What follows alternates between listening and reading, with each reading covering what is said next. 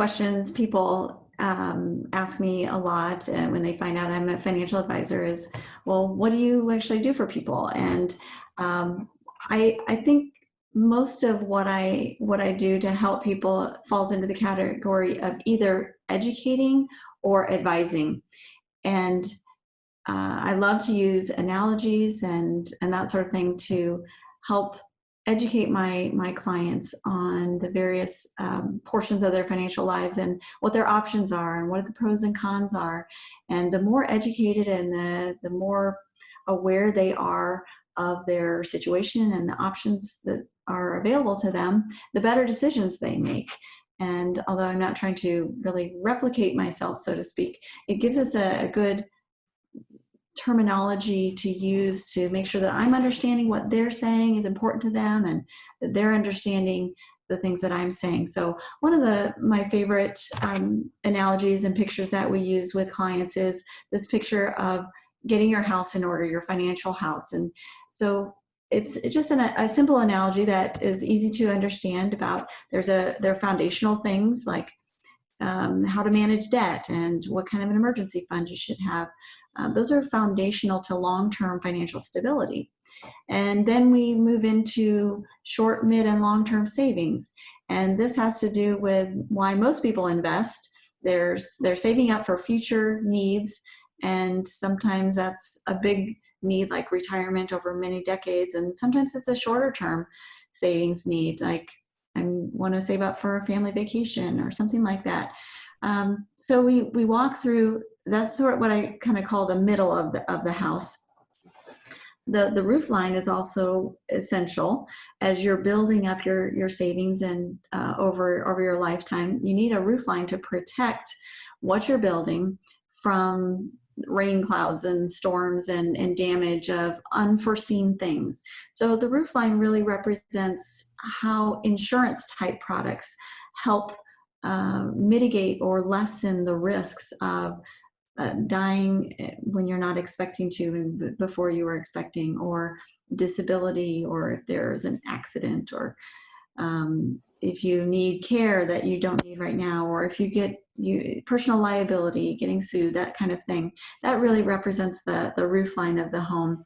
And there may come a point in time when you don't need some of those insurances. And anyway, that's the kind of thing that when we talk about it as the roof line, it just helps bring those intangible things into a more physical reality and helps communicate what's important.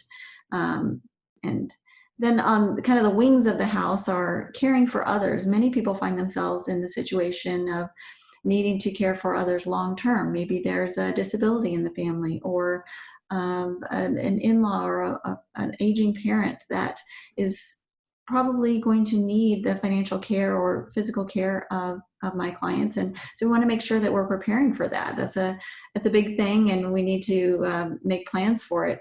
And then estate planning, of course, is essential for just about everyone. Needs some kind of planning in the estate planning area. Most people think of that as, oh, that's if you have $11 million or more, but everyone needs to have some sort of plan about how they would like to pass their assets to people that they love or care about, or organizations. And then I have these little clouds up in the sky of various concerns that a lot of people have when we start to talk, like, will I be okay in retirement? Well, am I going to run out of money? Or when should I file for Social Security? Or should I use a trust? Is that something I need? Or a Roth IRA, or college, or premature death of a spouse, or anything like that. These are things that I put them out as clouds because for many people they can kind of overshadow and bring doubt about, am I doing what's best for myself? And so kind of our process is to go room by room, area by area. The financial planning is a process. It's not something that you do all at once. And we make sure that each area of your financial home is set up in the way that you want. We talk about your options. We talk about the pros and cons of building it this way or that way. And it's really one of the main ways that we can bring clarity and confidence and financial peace to to our clients.